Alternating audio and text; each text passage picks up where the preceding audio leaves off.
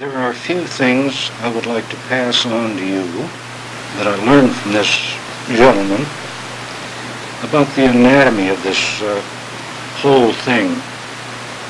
It's quite a phenomenal deal. The voice box, of course, is located right midway in the neck, right in the area of the Adam's apple. And the larynx consists of having a couple vocal cords in it that are activated by air passing through the larynx and allows you to raise or lower your voice or sing if you so choose. I was never good at singing. In fact, I don't think I'm going to be any danger I never was any danger to either Frank Sinatra or Garth Brooks or any of the other biggies.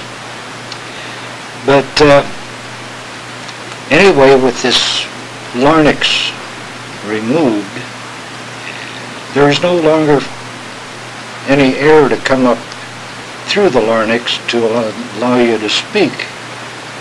So they take the windpipe, let's call it, that was attached to the larynx and reroute that to an opening in the front of the neck. This opening is about big enough that you could probably poke your little finger through it. This opening in the front part of the neck is referred to as a stoma. It is spelled S-T-O-M-A. From now on, that is where you're going to be doing your breathing rather than through your nose. They say that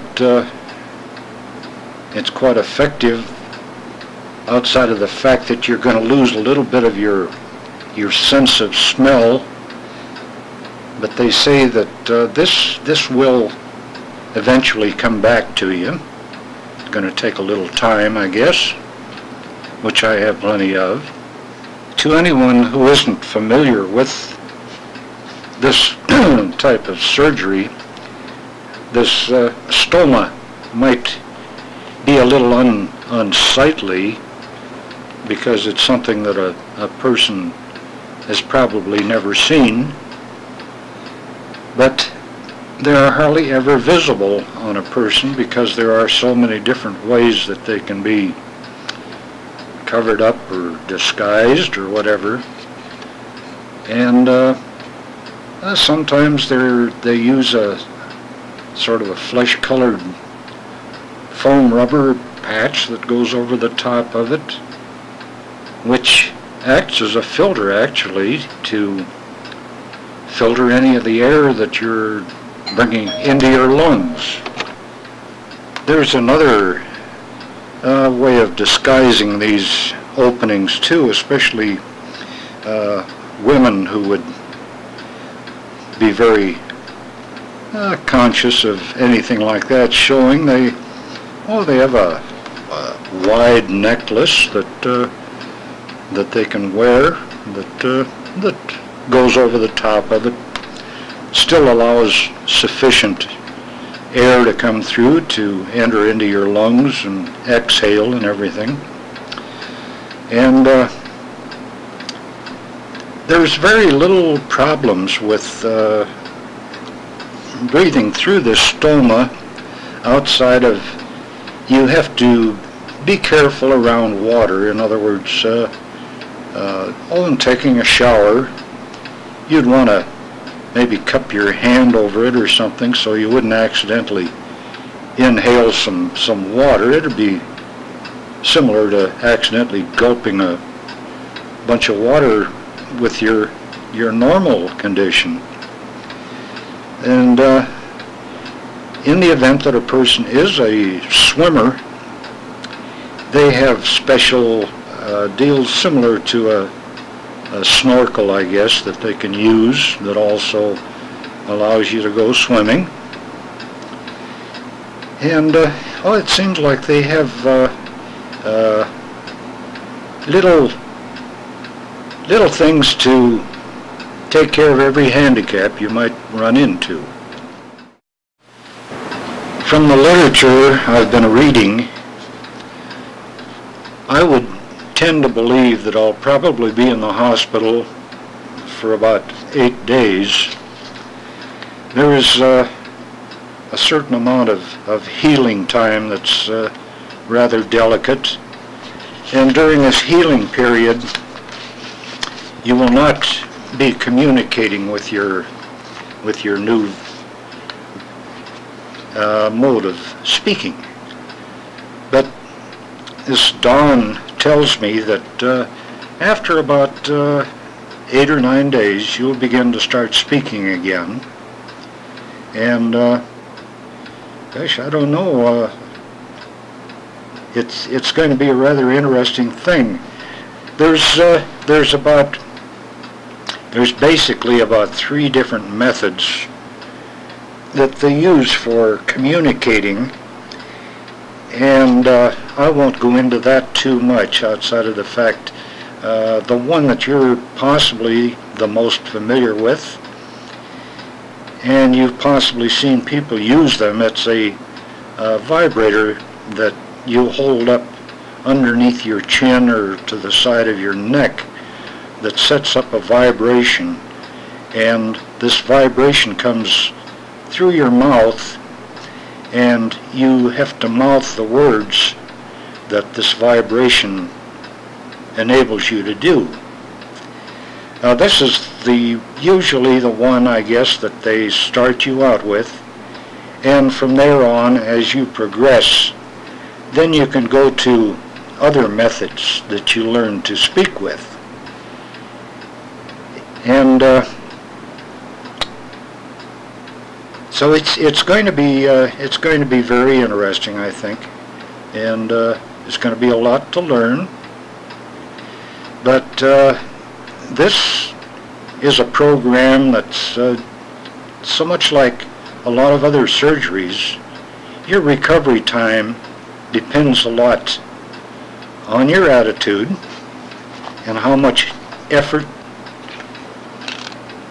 you want to put into it and how rapid you want your recovery to be.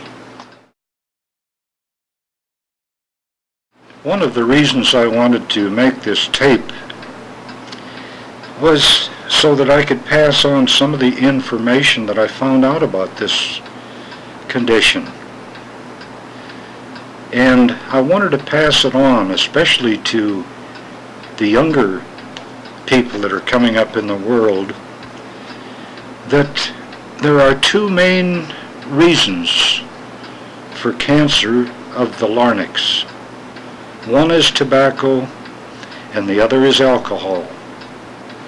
Now in this life of mine, I've experimented a lot of it with both, and sorry to say, I believe now I'm going to have to pay for it. So whatever you do at your young age, stay away from the alcohol, stay away from the tobacco, and by all means, while you're staying away from things, gosh sakes, stay away from drugs. You don't need them. In my experience with belonging to AA, I have seen so many young people that have been involved in drugs, and by the time they go through treatment, so much of the time all the damage has been done and there's really no recovery. So whatever you do, don't mess with that stuff. Keep your nose clean.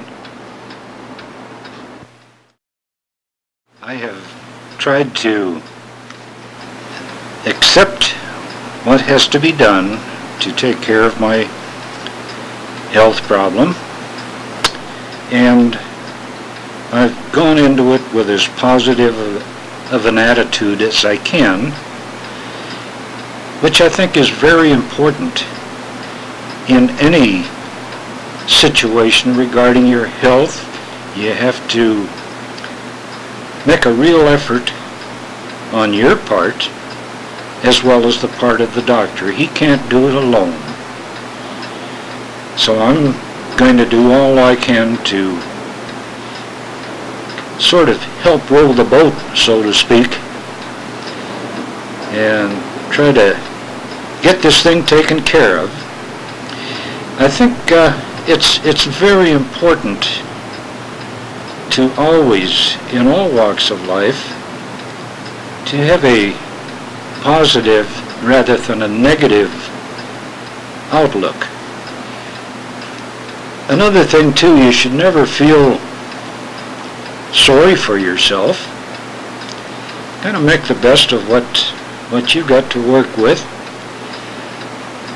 I quite often think of the saying, and right now I can't tell you who said it, but he made the statement that he said, I always felt sorry for myself because I didn't have any shoes until I saw a guy that had no feet. I think that's a very important thing to remember. There can be people so much worse off than you are.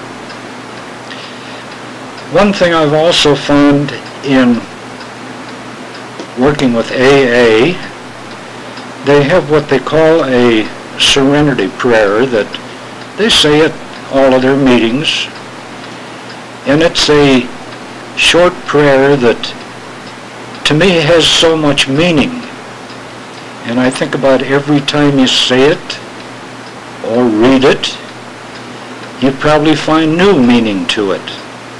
If I might, I'll just say it for you. It goes like this: God, grant me the serenity to accept the things I cannot change, the courage to change the things I can, and the wisdom to know the difference. Just kind of think that over for a while, and you'll get a lot of meaning out of it.